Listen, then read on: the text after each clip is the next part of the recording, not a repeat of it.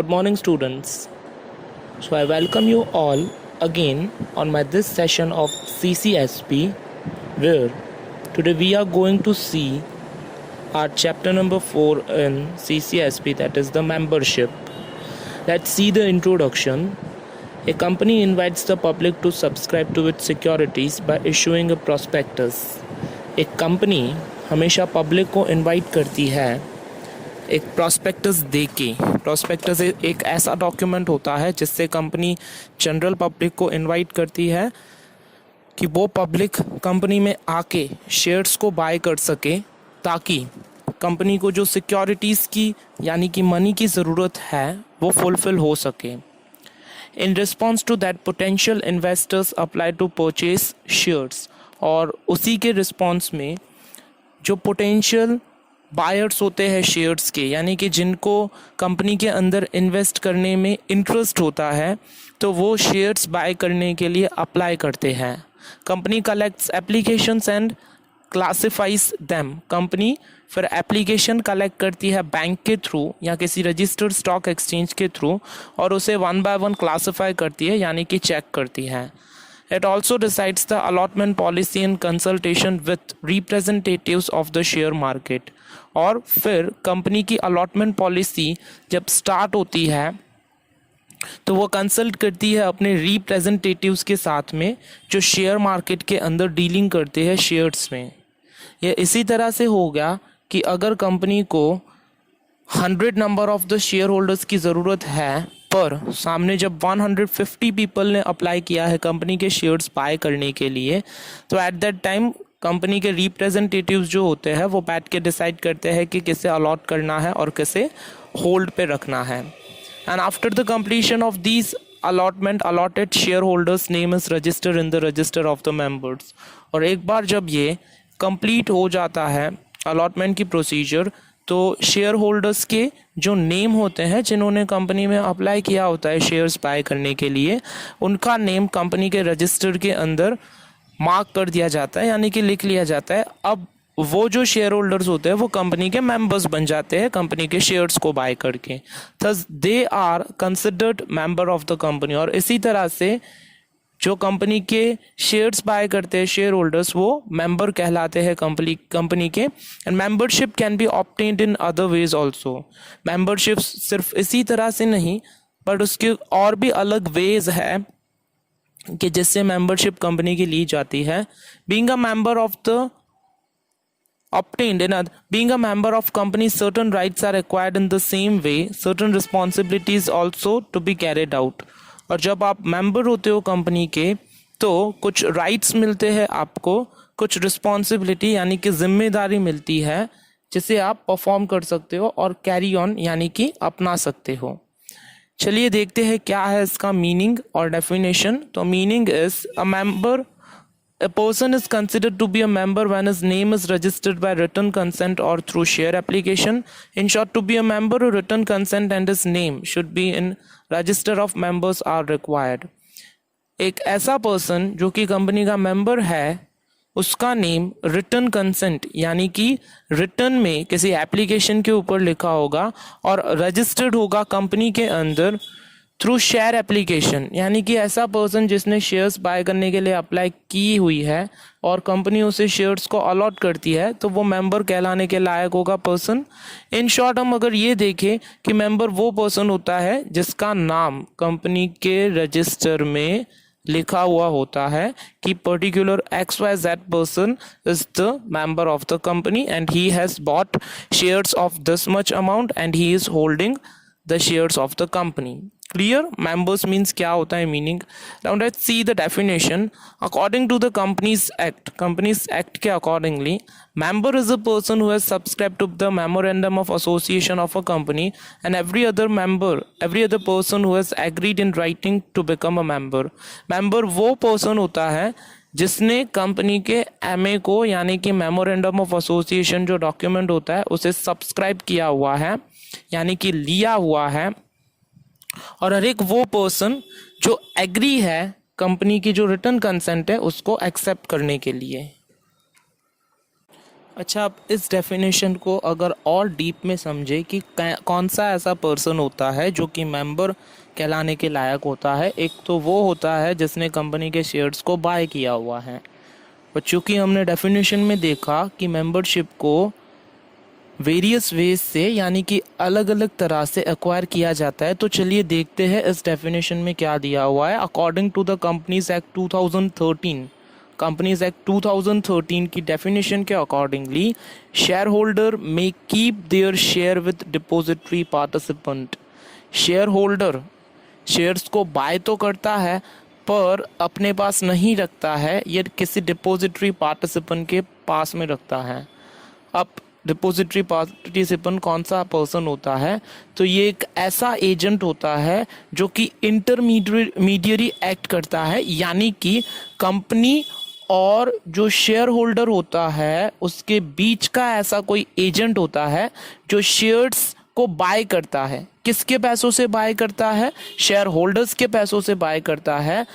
वो shares agent अपने पास में रखता है, वो शेयर्स शेयर होल्डर्स के ही होते हैं, पर जो शेयर होल्डर का नेम होता है वो रजिस्टर ऑफ द कंपनीज में रजिस्टर नहीं होता है। इसका एक ही सिंपल रीज़न है, क्योंकि इस डीलिंग के अंदर शेयर होल्डर ने डायरेक्टली कंपनी से शेयर बाय नहीं किए हैं, उसने एक एजेंट को हायर किया है या अपॉइंट किया है, या मार्केट में कोई एक ऐसा पर्सन है जैसे डिपॉजिटरी पार्टिसिपेंट माना जाता है, जो कि इंटरमीडिएट यानी कि बीच का कोई एक ऐसा पर्सन है जो कि एक्ट करता है। तो सेकंड वे ये हुई कि इस तरह से मेंबरशिप को अक्वायर किया जाता है। These shareholders are registered as beneficiary owner in the register of the depository participant. अब इस शेयर होल्डर का नेम कंपनी में रजिस्टर ना होके डिपॉजिटरी पार्टिसिपेंट के रजिस्टर में एज अ बेनिफिशियरी यानी कि particular number of the shares किसी पर्टिकुलर कंपनी में रजिस्टर नेम नहीं होगा शेयर होल्डर का, पर डेफिनेटली जो बेनिफिशियरी पार्टिसिपेंट होगा उसके रजिस्टर में इसका नाम रजिस्टर होगा। Considered as a member of the company, इसे मेंबर ऑफ द कंपनी तो माना जाएगा बट जेन्युइनली नहीं, बिकॉज यहाँ पे शेयर होल्डर का नेम कंपनी के रजिस्टर में रिकॉर्डेड नहीं है। That is the only reason through they are not registered in company's member register. और इसी तरह से कंपनी का जो मेंबर रजिस्टर होता है उसके अंदर इनका नेम रजिस्टर नहीं होता है। Now next one, the topic is member and the share holder. ये दोनों वर्ड्स हम साथ में यूज करते हैं। In common practice the term shareholder and members are used as substitutes of each other. However, from the legal point of view, there's a difference between member and the shareholder. अब commonly हम हर रोज की practice में member और share holder दोनों words को साथ में use तो करते हैं, पर लीगली ये दोनों सेम नहीं होते हैं, ये अलग अलग होते हैं। तो देखते हैं, person may be a member but not a share holder. Person member हो सकता है पर शेयर होल्डर नहीं हो सकता है। कौन सी ऐसी कंडीशंस है, तो चलिए देखते हैं। The first one is a person who has signed in memorandum of association becomes a member immediately even though he has not purchase the shares. ऐसा पर्सन जिसने कंपनी के मेमोरेंडम ऑफ एसोसिएशन में sign कर दी हो पर shares को bye नहीं किया हो, तो भी उसे हम कंपनी का मेंबर ही कहेंगे। Second number is in a company limited by guarantee. ऐसी कंपनी कि जिसकी लिमिटेड गारंटी है। Member who has given guarantee for a certain amount, एक ऐसा मेंबर जिसने एक सर्टेन अमाउंट की गारंटी दी हुई है, is considered as a member even if he has no shares. और इसके अकॉर्डिंगली अगर हम इसको थोड़ा और डीपली समझे, इसका कहने का मतलब ये है कि ऐसा पर्सन जिसने शेयर्स बाय नहीं किए हैं पर कुछ ना कुछ अमाउंट इन्वेस्टमेंट की है। फॉर एग्जांपल, मैं अगर 1 लाख रुपीस डिपॉजिट करता हूं यानी कि इन्वेस्ट करता हूं किसी कंपनी के अंदर, मैं कंपनी का मेंबर तो हो जाऊंगा पर मैंने कंपनी के शेयर्स बाय नहीं किए हैं। The person who has transferred shares to other name is no longer a shareholder. एक ऐसा पर्सन जिसने अपने शेयर्स किसी और को ट्रांसफर कर दिए हैं, वो कंपनी का शेयर होल्डर नहीं रहेगा। However he remains as member until his name is deleted from the register of members. और वो तब तक मेंबर रहेगा जब तक कंपनी के रजिस्टर में से उसका नाम डिलीट यानी कि इरेज नहीं कर दिया जाता है तब तक। ये थर्ड कंडीशन हुई। Now fourth condition is a company without share capital has no shareholder but still there are members. एक ऐसी कंपनी जिसके पास शेयर कैपिटल नहीं है तो डेफिनेटली कोई शेयर्स भी बाय नहीं करेगा और शेयर होल्डर्स भी नहीं होंगे, पर जो पर्सन्स बिजनेस को कैरी ऑन कर रहे हैं यानी कि जो कंपनी के मालिक हैं तो उन सभी को हम मेंबर्स कहेंगे। So these are the four conditions that we have discuss that a person may be a member. वो मेंबर तो होता है पर शेयर होल्डर नहीं होता है। Now there are other conditions which are person may be a shareholder but not a member. Person shareholder होता है पर member नहीं होता। तो हमने previously Companies Act 2013 की डेफिनेशन देखी कि ऐसा पर्सन जिसने इंटरमीडिएट के थ्रू शेयर्स को बाय किया हुआ है पर अपना उसका जो नेम होता है शेयर होल्डर का वो रजिस्टर ऑफ द मेंबर्स के अंदर रिकॉर्डेड नहीं होता है। तो फर्स्ट वो कंडीशन थी। आइए देखते हैं कौन सी टू कंडीशन है। Person who has purchase shares is a shareholder but if he has not entered his name in register of members but he is not considered as a member. ऐसा person कि जिसने company के shares को bye किया हुआ है पर उसका नेम एंटर नहीं हो रहा है रजिस्टर ऑफ द मेंबर्स के अंदर तो उसे मेंबर नहीं माना जाएगा। And number next is in case of death of a shareholder. एक ऐसा पर्सन जिसने कंपनी के शेयर्स को होल्ड किया हुआ है उसकी डेथ हो जाती है, S legal representative becomes the share holder.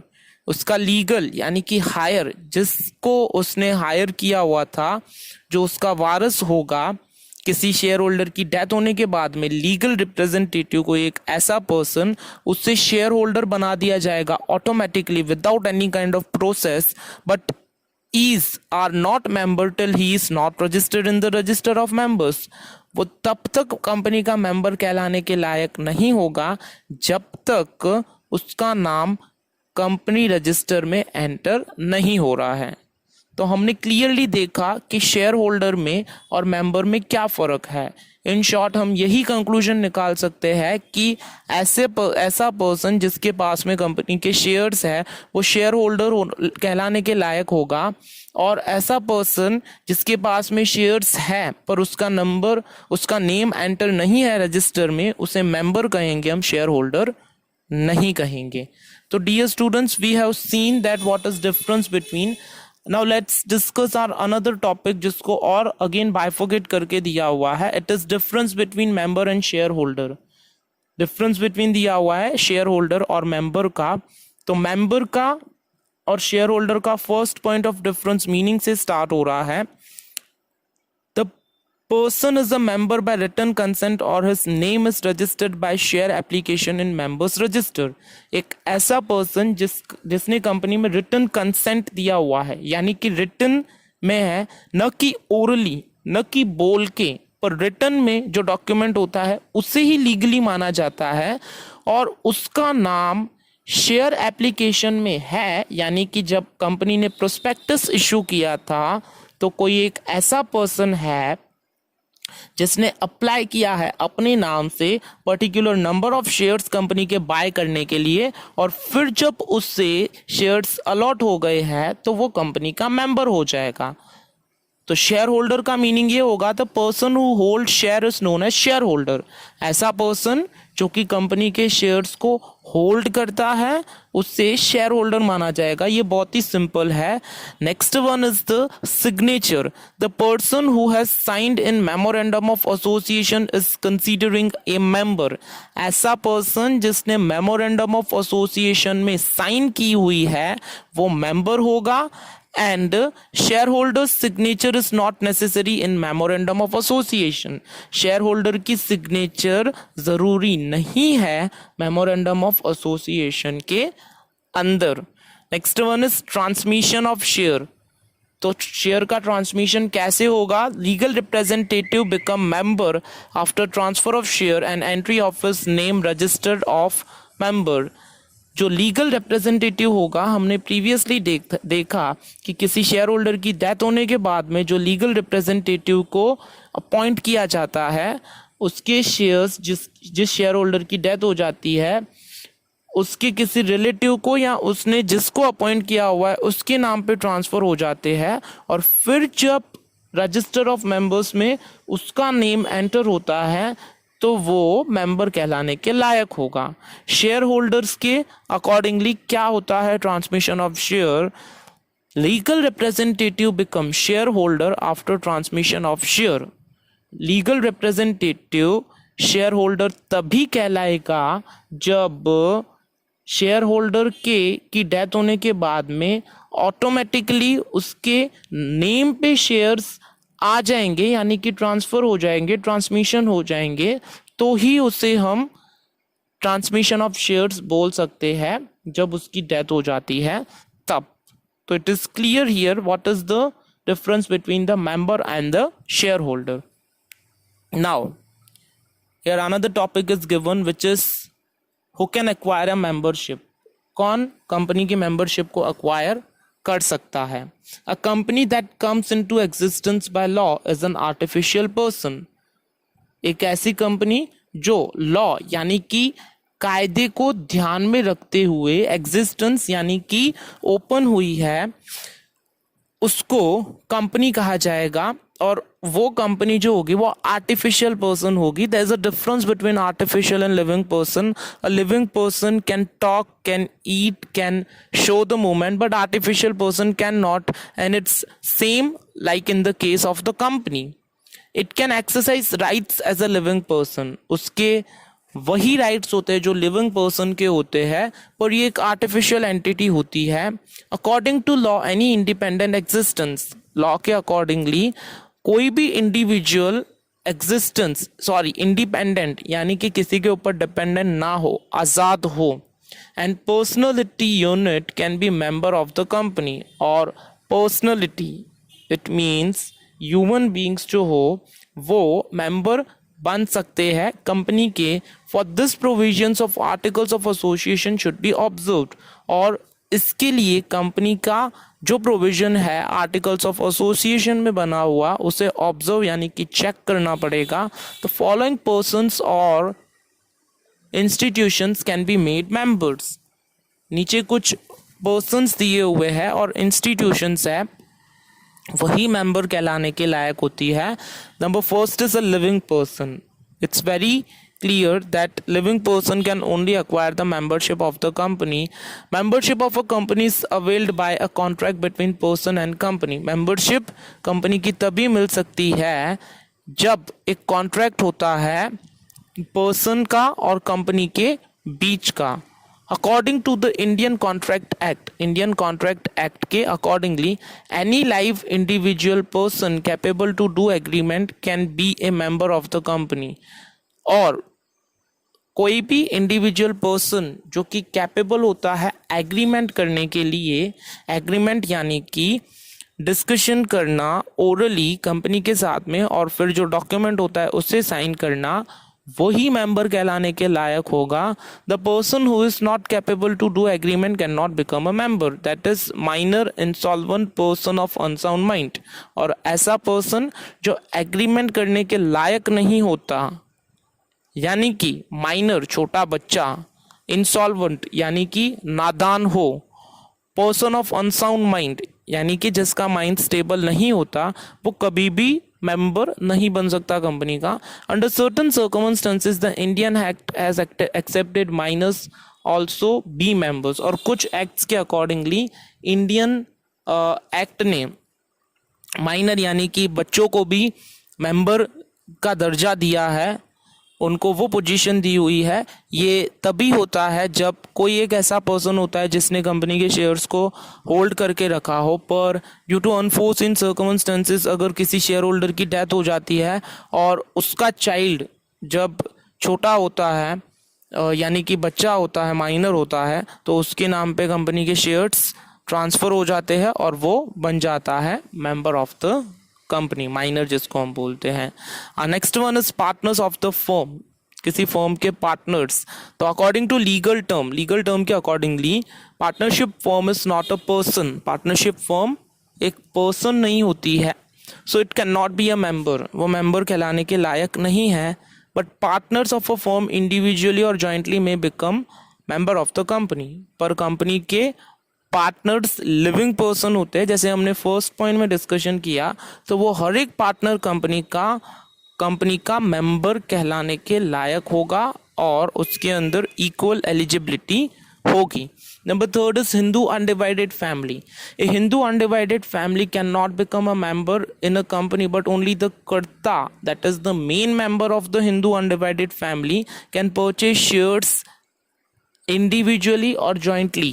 तो हिंदू अनडिवाइडेड फैमिली भी जो होती है वो पर्सन से बनती है, और जो मेन पर्सन होता है यानी कि जो कर्ता होता है वो कर्ता ही कंपनी का मेंबर कहलाने के लायक होगा। Next one is trust. According to the new Companies Act, a trust can purchase shares and become member. Trust के अकॉर्डिंगली, कंपनीज एक्ट के अकॉर्डिंगली, एक ट्रस्ट कंपनी के शेयर्स को बाय कर सकती है यानी परचेज कर सकती है एंड बिकम मेंबर, और वो मेंबर बन जाती है। नेक्स्ट वन इज फॉरेनर्स, यानी कि जो दूसरी कंट्री से बिलोंग करते हो। Any foreigner can become member by holding share. कोई भी फॉरेनर इंडिया की कंपनी के अंदर शेयर्स को बाय कर सकता है, उसे होल्ड कर सकता है। However, in the event of war or emergency with his native country, a company may suspend the membership and rights of the particular person. और कभी ऐसी अनफोर्सीन सर्कमस्टेंसेस हो जाती है कि जिस फॉरेनर ने इंडियन कंपनी के अंदर शेयर्स बाय किया हुआ है और उसी कंपनी के साथ वॉर यानी कि लड़ाई हो जाती है, फाइट हो जाती है, तो कंपनी ज़्यादा कुछ नहीं करती है, उस मेंबर के शेयर्स को कुछ वक्त के लिए सस्पेंड कर सकती है और उसके जो भी राइट्स होते हैं वो राइट्स को भी सस्पेंड कर देती है। ये डॉक्यूमेंट में क्लियरली शो किया गया होता है। Next one is joint holder of the share, यानी कि एक से ज़्यादा पर्सन शेयर्स को होल्ड कर सकते हैं। तो डेफिनेटली व्हेन टू और more person hold shares in their joint names, then their names are jointly recorded in the register of the members of the company.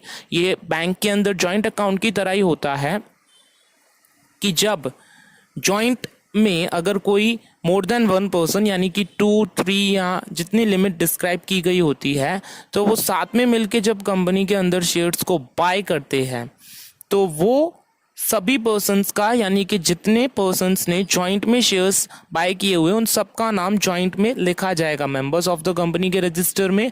They are individually and jointly liable for the share, और वो individually यानी कि अकेले में और jointly company के share से liable होंगे। For administrative simplicity the company corresponds with the shareholder, और एडमिनिस्ट्रेशन ईजी हो तो कंपनी शेयर होल्डर्स को करस्पॉन्ड करती है यानी कि उनसे कॉन्टैक्ट करती है।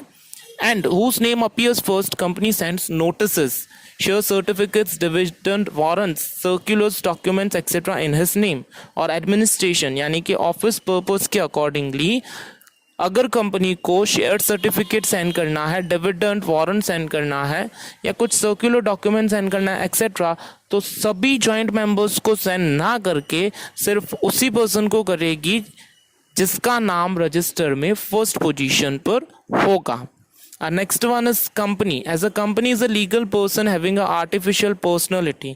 कंपनी एक लीगल एंटिटी है जिसकी आर्टिफिशियल पर्सनैलिटी होती है।